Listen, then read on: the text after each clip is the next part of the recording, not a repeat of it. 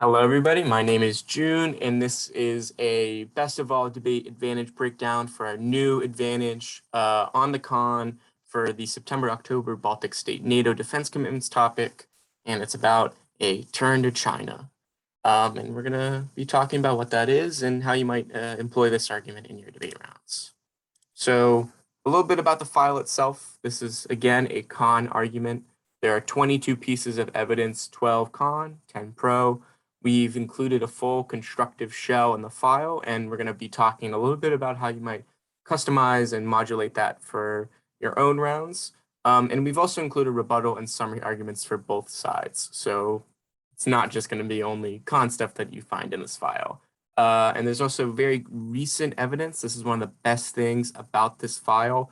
19 of the 22 cards are from this year. That's about 86%. And 17 of the 22 cards are from the past 3 months. And the oldest card is from 2018. So overall, it's a very recent file.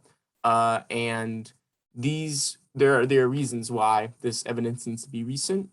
There's been a lot of kind of international political developments over the summer, so it's important to have the most up-to-date evidence when you're talking about the motivations of actors, their perspectives on things, what they might do, recent agreements, things like that. This is not just very up-to-date evidence for the sake of having very up-to-date evidence, and hopefully this will advantage you very well when people just, kind of throw out their any old generic arguments against you. So let me go back real quick there. So a synopsis of the argument.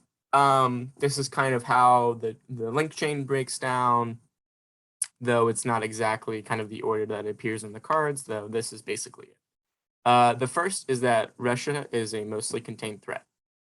Second, China is a bigger one and growing, specifically in Europe.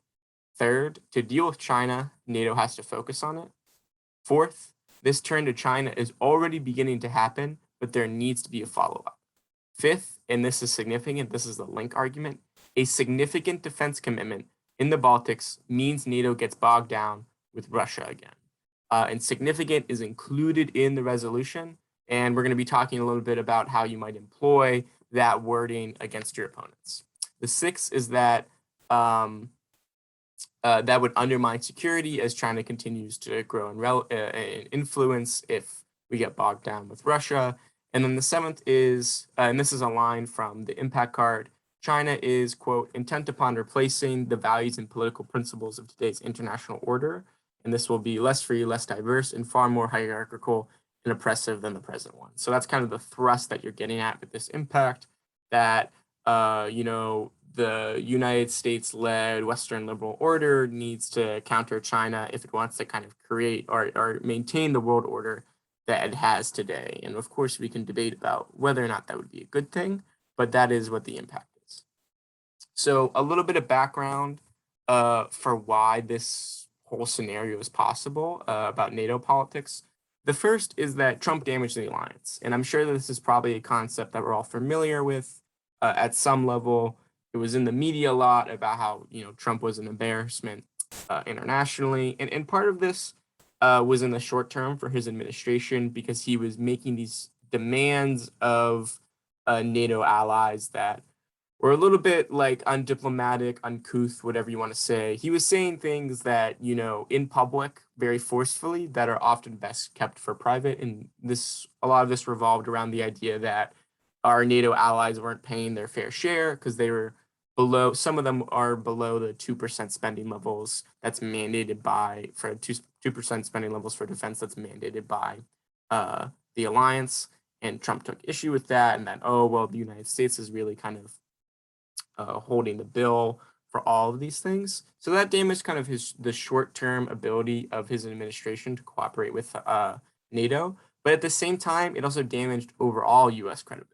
Because now the thing that's in the back of all of these, European leaders' minds, all of these Western leaders' minds, is the idea that at any point the United States could elect another Donald Trump. We could elect another nationalist, protectionist politician that doesn't really want the United States to continue having this the role of the leader of the Western liberal international world order, which is something that needs to be factoring into their political considerations.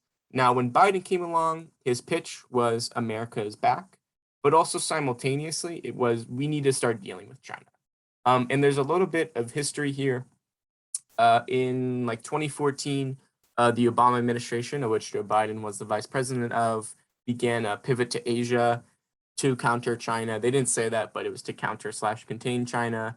And then they ended up getting bogged down in the Middle East, and they weren't really able to accomplish those goals, and nothing really came of it. So this is a strategy of the United States that has kind of been there for a while, and there's increasing bipartisan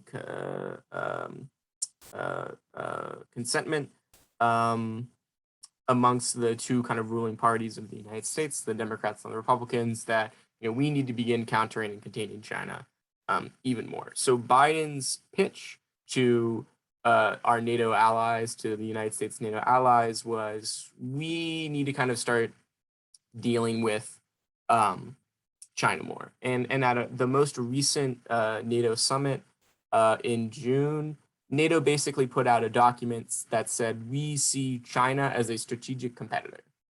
So not quite at the level of like a strategic enemy, but something that NATO is increasingly taking seriously as something that they should deal with.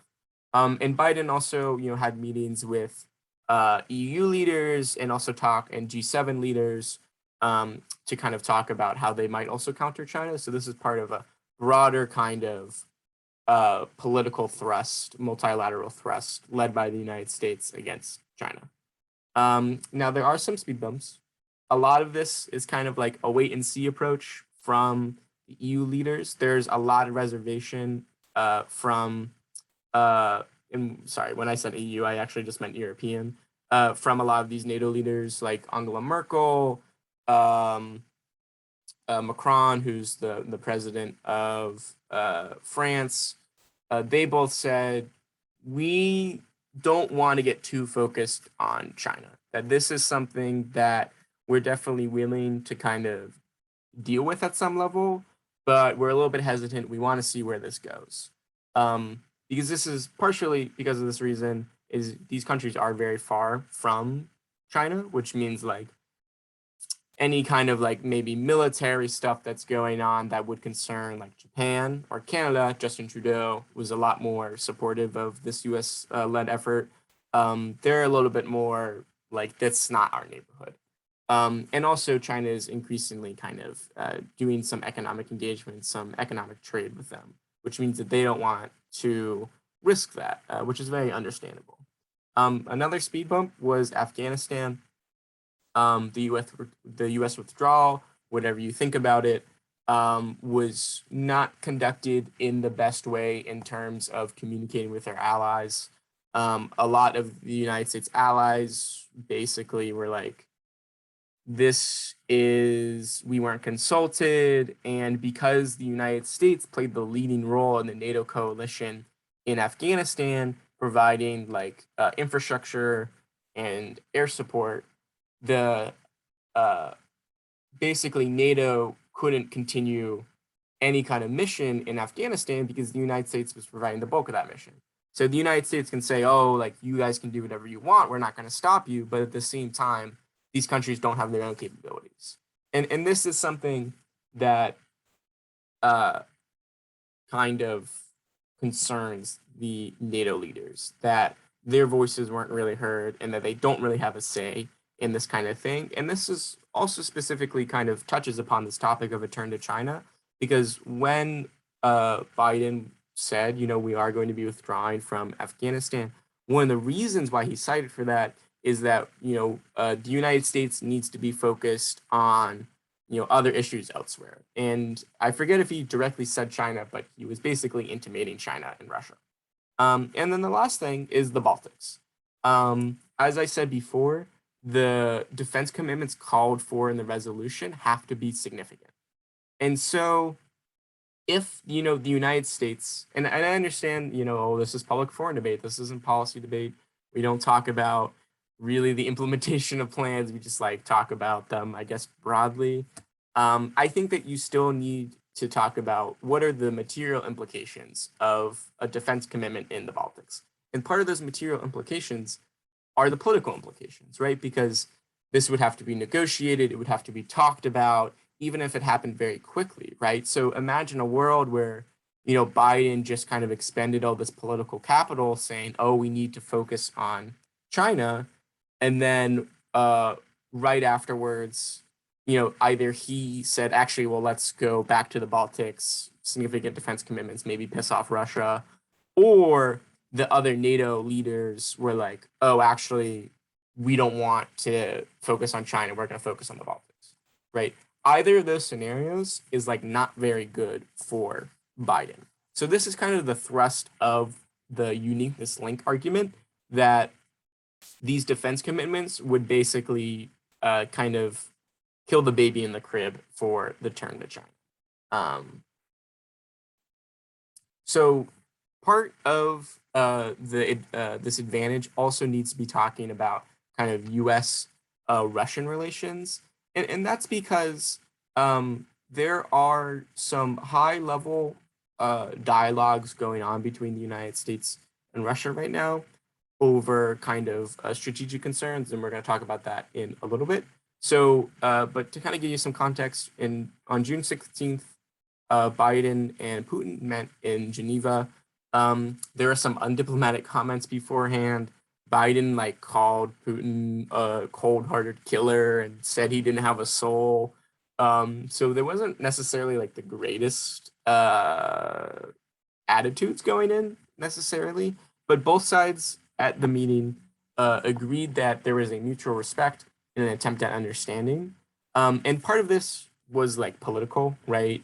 They are both interested in further dialogues, but to get that, you can't be like, oh, well, they like weren't agreeing to like talk about anything. And I do think that they probably had a genuinely good discussion. And one of the most important things out of this was that they both kind of defended attempts or thwarted attempts by the media to create a rift or tensions between them.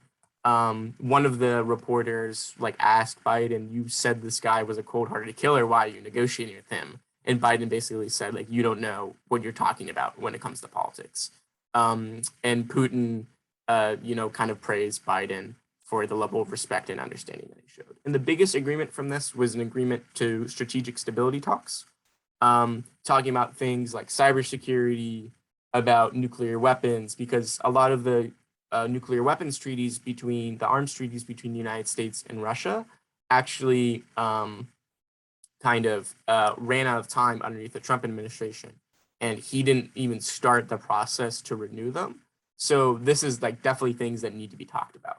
And this is one of the things that you could maybe modulate the first advantage with, the constructive advantage with. There's definitely enough time, I think, or you can maybe cut some things down to say that, oh, well, these talks are very important.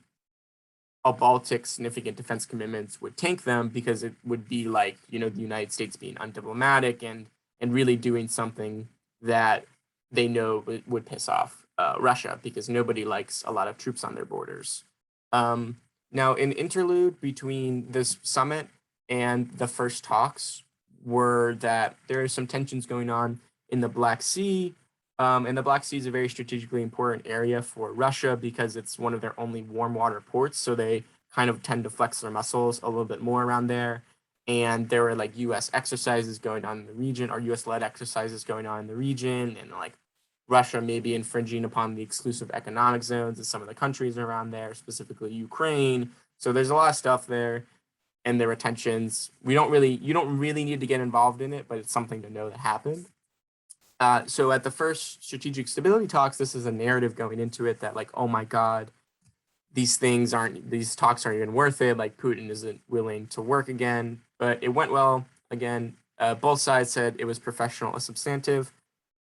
They agreed to more talks. There was another set of undiplomatic comments coming out of Biden where he basically said, Russia's a country with only missiles and oil wells, and like Putin knows it and doesn't want to, kind of risk instability because he knows he'll lose. And like, you can't really say that thing about another country. And so Russia's foreign minister and like Putin himself were like, you're being rude, Joe Biden. But it looks like these things are going to continue forward. And something that Biden said at the first talks in Geneva was, we're going to have to wait 6 months or a year before we figure out if this is worth it. That's basically a direct quote. So the idea being, it hasn't been 6 months or a year from the initial talks. So if the United States was to do something that would be like seriously out of the blue and undiplomatic, it would probably tank these talks, right? Because if you're negotiating with somebody and then they kind of start pointing a gun at your head, you're probably less likely to continue negotiating. So that's kind of how these Baltics defense commitments interact with this stuff. Now, another part of this argument is going to be Sino-Russo relations between China and Russia. And that's because one of the arguments that the Khan team has access to is not only about these strategic dialogues, but the idea of kind of using Russia against China, of having a détente with Russia to contain China. And we're going to be talking a little bit about maybe how viable that is.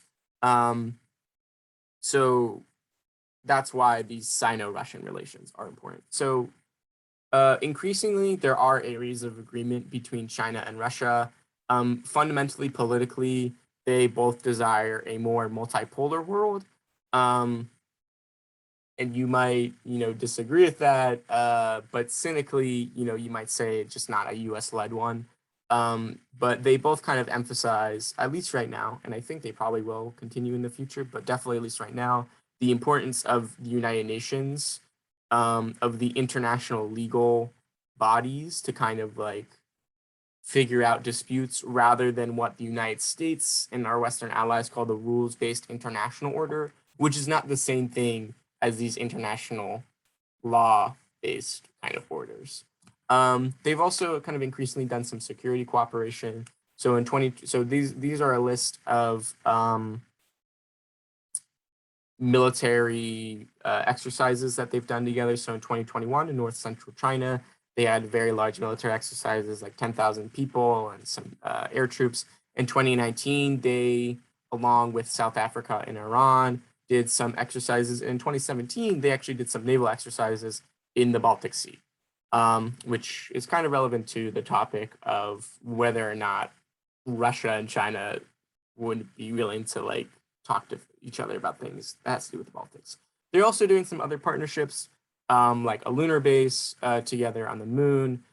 Russia is helping China develop some nuclear reactors. There are some talks about some other things too.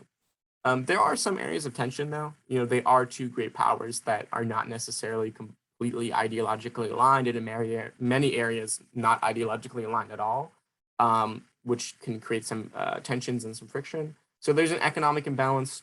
China's a much larger country with a much larger economy that's growing much more rapidly. And the Russian economy is definitely growing a lot slower. There are some fears of stagnation that's not even on the horizon for the Chinese economy. So the worry might be from Russia, like, oh, well, we're going to become economically subordinate to China. There are also some tensions in Central Asia, but only kind of. This is, obviously the area where their kind of spheres interact with each other the most. However, I think that maybe these tensions are a little bit overblown, and that they've seemingly, at least right now, kind of resolved, or most of them, or that they're in the process of kind of talking to each other and having dialogues with each other about how to resolve problems before they get bigger. And then there's also maybe issues of a perceived junior partnership. This has to do with the economic imbalance of maybe, Putin, maybe Russia doesn't want to be seen as a junior partnership in a relationship because of these economic imbalances, because China is such a much larger and more dynamic country. However, at the same time, this is probably inevitable at some level. Like if Russia decided to have a détente with the United States and NATO to take out like China, then at the end of the day, like who do you think is going to be next on the dinner plate? Probably Russia. which means like having a relationship with China, who is maybe in a little bit more need of very large allies comparatively to the United States, would probably end up being better for Russia. So that's why I think that might not be the most pressing thing for Russia. So some strengths and weaknesses of this argument is that it has a very strong uniqueness link story. I genuinely think that it would be extremely weird for the United States to be like, let's focus on China, and then like the next 3 months decide, actually, we're going to do a lot of stuff in the Baltics. Like that actually confirms probably the worst fears of all these countries about US leadership. You also have a coherent narrative about the world at some level, right? These aren't just like pieces of evidence strung together. These are people all kind of talking in a larger community about something. And you also have some very good impacts.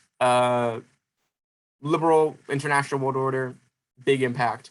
And the best thing is that you can pivot out of that and still have pretty large impacts. Again, you could be talking about the importance of not tanking these dialogues, or even the importance of, we need to kind of use Russia to counter China. And then you would probably also access some Baltic security impacts, because the idea being like, well, Russia would probably be a lot less likely to do things in the Baltics / United States and Russia would be able to work them out better.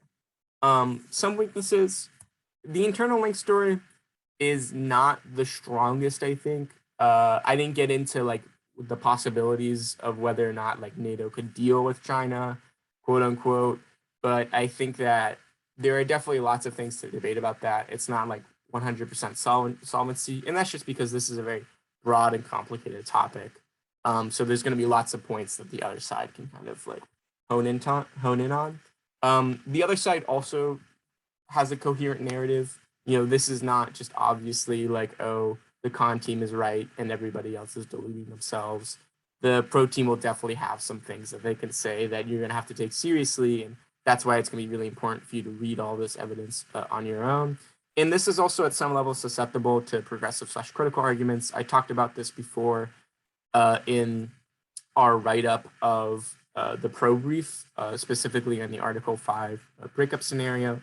Then whenever you kind of take a stance in the stand, spread your feet, and say the liberal international order is good, and you like slam your chest and you say like, come at me, you're basically doing that to every single progressive and critical team, right? Because you are not only saying that X country is like a threat to this, or X scenario is a threat to this, you're also saying that it's good, right? Which is obviously something that there's going to be a lot of literature talking about how that's not true. So that's just something to keep in mind. I think overall, this is definitely a very competitive advantage. I think it's one of those things that if you're willing to put in the time, willing to put in the work, that you can definitely use to win a lot of rounds, and you're probably going to surprise a lot of people. So if you like this, please like and subscribe. This post is going to be going up on YouTube as well as our WordPress page. If you are on a WordPress account, right below you, if you kind of exit out of this video, there should be something that looks like that, where you can just enter your email address, subscribe. You'll be updated when we make new posts. And if we ever, for whatever reason, send out an email to all our subscribers, you would be able to get that information about special events, like theory reading groups, or evidence cutting sessions, or maybe like kind of an internal only session, dialogue forum on like specific topics, things like that. And you can also subscribe to our YouTube, Twitch, Reddit, and Twitter to also, again, have another kind of avenue to hear about things and look forward to the content there in the future. Thank you very much for watching this. I hope this evidence helps you out in your debates, and that you all do well in any tournaments that you have this weekend or in the future.